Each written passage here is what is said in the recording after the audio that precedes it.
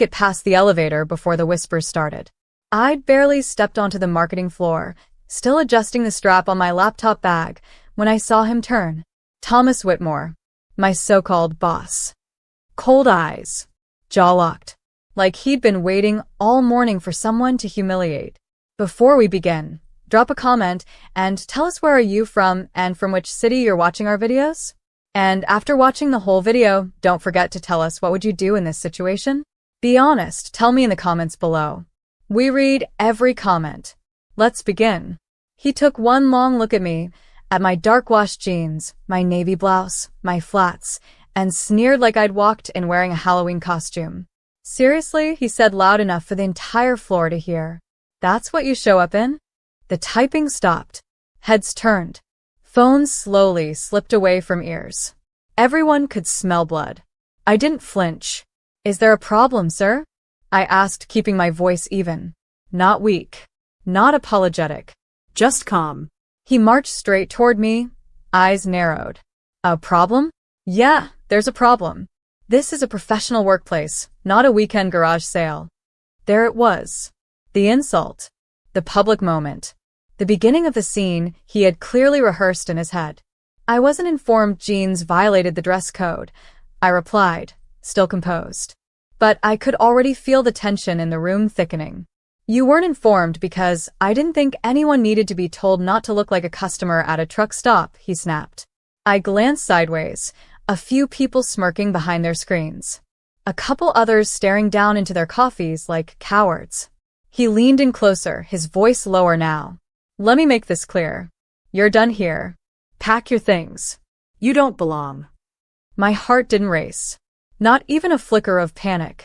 Because what he didn't know, what none of them knew, was that I wasn't some clueless new hire who didn't read the employee handbook. I wasn't here because I needed a job. I was here to test them. All of them. They thought I was just another applicant in a cubicle learning their cliques, staying quiet during meetings, eating lunch alone. They didn't know that 2 months ago, I became the majority stakeholder of the very company Thomas was trying to run like his personal kingdom. They didn't know that the real CEO, the one who had built the company before stepping back to retire, had sold me his shares quietly, privately, under NDA. I had kept my identity hidden for one reason only, to see what kind of culture I was inheriting. And let me tell you, today gave me more answers than I needed. But I didn't say a word in that moment. I just looked him straight in the eyes and smiled. Understood, I said. And I turned around and walked out of that office while they stared after me like I was a nobody. But they were about to find out just how wrong they were. 3 hours later, I was sitting in a private conference room across town, wearing a black tailored suit and heels sharp enough to cut glass. I logged into the executive system from my personal laptop and opened the HR access. Thomas Whitmore's name popped up right away. Listed as Director of Operations. 6 years of service. Dozens of complaints. Buried. Disregarded. Swept under the rug. I flagged every single one for reinvestigation. Then I sent a calendar invite for an emergency 9 a.m. executive meeting the next day. Subject line, new leadership direction, attendance mandatory. I was done playing undercover. Now it was time to introduce myself. And no one in that room would be ready for what I had planned. The next morning, I didn't enter through the side door like before. I didn't ride the regular elevator with the rest of the employees. And I definitely didn't walk onto that floor wearing jeans. I arrived at 8:42 a.m. sharp in a sleek black Escalade that pulled up to the private parking entrance. Security recognized me instantly. They had been briefed just hours earlier. No questions. No ID checks. Just nods and a quick, "Good morning, Ms. Dalton." I stepped out of the car in a charcoal gray power suit, my hair tied up in a tight, clean twist, and heels that echoed with authority. The moment I walked in, every footstep felt intentional. Like thunder. Upstairs, in the executive boardroom, 12 senior managers sat whispering behind coffee cups. They had no idea what was coming. And outside that boardroom, a crowd had gathered. The entire floor had heard the rumors. Whispers of a surprise meeting. Something big. Something unusual. Thomas hadn't shown up yet. Typical. But I had arrived 20 minutes early, not to wait for them. To watch them. To see the looks on their faces when reality slapped them harder than I ever could. At exactly 9 a.m., I opened the doors. The room fell silent. People looked up, confused, some startled, others whispering as they took in my presence like it didn't make sense. Why is she here? Isn't that the girl he fired? Isn't that Wade? Then came Thomas, rushing in 2 minutes late, phone in one hand, latte in the other, arrogant as ever. The moment he saw me at the head of the table, his steps faltered. He blinked like his brain was glitching. You, he said, staring. You're not supposed to be here. I stood up slowly, placed both palms on the table, and looked him dead in the eyes. No, Thomas. You're not supposed to be here. He laughed. Actually laughed. Is this some kind of joke? I didn't answer with words. I turned the laptop around, displaying a screen with the company's ownership breakdown. His smirk fell, and then it dropped completely when his eyes caught the name. Ava Dalton, 51% ownership stake. The air changed. Every whisper outside the glass walls stopped. Every person inside the room, frozen. He swallowed hard. What is this? It's called authority, I said, voice cool and sharp.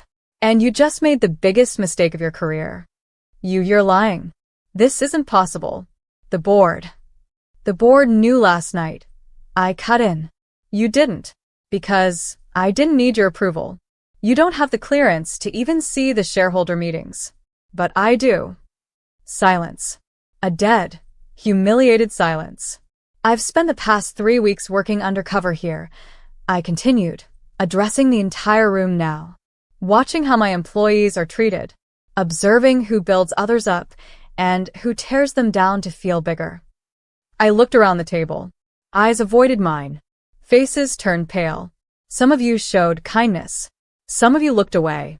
And some of you laughed while your colleague was publicly humiliated over a pair of jeans. My voice cracked just slightly. Enough to make the moment land harder. You didn't know who I was. And that's fine. But what you showed me is who you are. Thomas tried to interrupt. Ava. Ms. Dalton. I corrected coldly. You no longer have the authority to use my first name. In fact. I turned the laptop back toward me and tapped a single key. You're officially terminated. Effective immediately. Security is waiting outside. You can collect your things after this meeting ends. He stood frozen, face red, mouth open like a fish gasping for air. You can't do this, he hissed. I just did. The room stayed silent as he stood there, paralyzed by his own arrogance. Finally, with shaking hands, he turned and walked out, but not before catching the shocked, horrified faces of the very employees who had once laughed along with him. I watched him go without blinking. Then I turned back to the board. Let's talk about rebuilding, I said. Because this company is about to change. After Thomas stumbled out of the boardroom like a disgraced politician, the silence in the room wasn't just awkward. It was electric. No one knew what to say. No one wanted to be the first to breathe too loudly. I stayed standing at the head of the table. I let the silence stretch. Let them stew. Then I said it. Calm. Unshaken. Starting today, I'm auditing every team, every process, every leader, and every ignored complaint. That hit hard. I could practically feel the blood draining from a few faces around the table. I've already reviewed confidential HR reports. I continued, slowly dragging my eyes across each and every one of them. Some of you have been warned before. Others have avoided accountability because you thought no one was watching. And then I pointed directly at Brenda, head of finance. Do you remember Layla from Peril? I asked. Brenda blinked. Froze. Why, yes. She filed 3 reports last year. About emotional bullying. About working unpaid weekends. About being threatened with termination if she refused to stay quiet. She was fired without investigation. By you. Brenda's lip trembled. She didn't have the skills to. Don't. I snapped. Don't finish that sentence. Because she did have the skills. I worked beside her for a week, watching her run circles around your team. I let that land. Then I turned to Henry, head of client relations. You were kind to me, I said. But you laughed when Thomas humiliated me. Why? His shoulders stiffened. I didn't want to seem like I was standing up for someone beneath you. I offered. He shut his mouth. I looked at the rest of them. Some of you are going to get a second chance, I told them. Not because you deserve one, but because this company deserves better leadership, and I believe in growth. Then I paused. But if you can't change, if you're here to keep power by stepping on people, you'll be gone by the end of the week. One of the senior developers, Jillian, who I remembered as someone who had offered me a tissue when I sat quietly in the break room, hesitantly raised her hand. Yes, I asked. She looked nervous but honest. I just want to say, I'm sorry for not saying anything that day. I saw what happened, and it wasn't right. I looked her dead in the eye and nodded. Thank you. Then I turned to the glass wall. Outside, employees were still pretending to work while stealing glances into the boardroom. Open the doors, I said. The assistant hesitated. Now.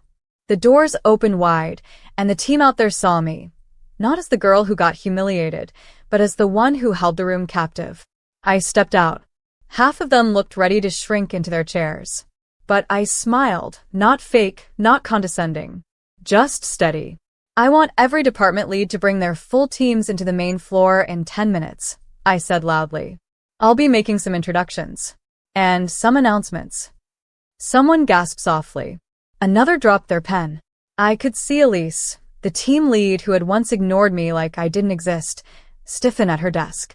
I didn't care, because this wasn't about proving them wrong anymore. It was about fixing a company that had rotted from the inside. 10 minutes later, the floor was packed. Standing room only. You could hear hearts thudding if you listened closely enough. I stood on the central platform, mic in hand. My name is Ava Dalton, I began. Until yesterday, you didn't know who I really was. But I knew who you were. I scanned the room. I worked beside you, ate with you, listened to your conversations. I saw who was kind to the new girl, who was too proud to say hello, and who laughed when someone was publicly torn down. A ripple of discomfort moved through the crowd. I'm the majority owner of this company now. And no, I didn't dress the part when I walked in. Because I didn't need to. I let that hang in the air. I was looking for character, not compliance. People were glued to me now. Some of you passed that test. Others didn't. And I'll be honest, I'm not here to punish people who made one mistake. But I am here to dismantle a culture of fear and ego. I could see Layla standing at the back of the room. She had come back for the meeting after I personally called her last night. She was holding her ID badge again, reactivated. I looked toward her as I spoke the next words. If you ever felt like your voice didn't matter here, I want you to know that stops today. A few people clapped. Then more. Then the entire room erupted in applause, hesitant at first, but then it grew. Louder. More genuine. I felt tears sting my eyes, but I held them back, because the real work had just begun. I didn't expect him to show up again. But 4 days later, after I'd already fired 2 senior managers, rehired 3 unjustly terminated employees, and restructured half the leadership, Thomas Whitmore walked right through the front doors of my company. Unannounced. Uninvited. Unapologetic. I was in the middle of a one-on-one with Elise, the team lead who had quietly avoided me during that humiliating moment in the hallway. She was mid-apology, nervously twisting the charm bracelet on her wrist, when my assistant knocked and leaned in. Miss Dalton, Thomas Whitmore is downstairs. He asked to see you. I looked up, deadpan. Did he now? Elise's face went pale. He came back? I stood. Excuse me, Elise. We'll continue in 10. I walked toward the elevator, calm. Cold. Controlled. The floor was quiet. People could feel the tension. Everyone knew he'd been fired. Everyone knew why. But no one knew what kind of man returned to the scene of his downfall without shame. He wasn't just arrogant. He was desperate. I stepped into the executive lounge. There he was, sitting like he still owned the building, legs crossed, elbow over the back of the chair, that same smirk on his face. Miss Dalton, he said like it was still some kind of joke. Looking sharp. I see the throne suits you. I gave you a clear exit, I said flatly. Why are you here? He stood, slow and rehearsed. To talk. Man to woman. I didn't flinch. Make it quick. He dropped the fake smile. You made your point. You humiliated me. Fair play. But this company, I helped build it. You may own it on paper, but I made it run. My systems. My connections. I leaned against the wall, arms folded. You're bullying. You're silencing. Your fragile ego. You mean those systems? His lips tightened. You're emotional. Wrong move. I'm strategic, I said through clenched teeth. And you're 5 seconds away from being escorted out by security. He paused, calculating. Look, I came with a proposal. I know things about this company, buried accounts, investors you've never heard of, clients with sensitive retention issues. You fire me, fine. But bring me back. As a consultant, I help you avoid what's coming. What you don't see. I took a step forward. Slowly. You publicly fired me in front of 40 people over jeans. You humiliated me to flex your power. And now you want me to hire you back. I'm offering you protection, he snapped. I don't need protection. I need integrity. And you have none. His mask cracked for the first time. You think you're better than me? I stared him down. No. I know I am. That was the end of it. I hit the call button. Security walked in seconds later. I didn't even have to say the words. They guided him out like a rejected bidder at an auction. And I didn't watch him leave. I just turned my back, because he didn't matter anymore. What mattered was the people still here. The ones trying to believe again. That afternoon, I called Layla into my office. The woman Thomas had bullied out of payroll. She walked in hesitant, like she didn't know if she truly belonged yet. You're not just coming back, I told her. You're being promoted. She blinked. What? You're the new head of employee relations. I want someone who understands pain to lead change. Someone who's lived through it. Someone who knows what silence costs. She shook her head. I'm not qualified. You're more qualified than half the people who used to sit in this office. Her eyes filled with tears. Layla, I said gently, I'm not building a new company. I'm rebuilding the heart of the old one.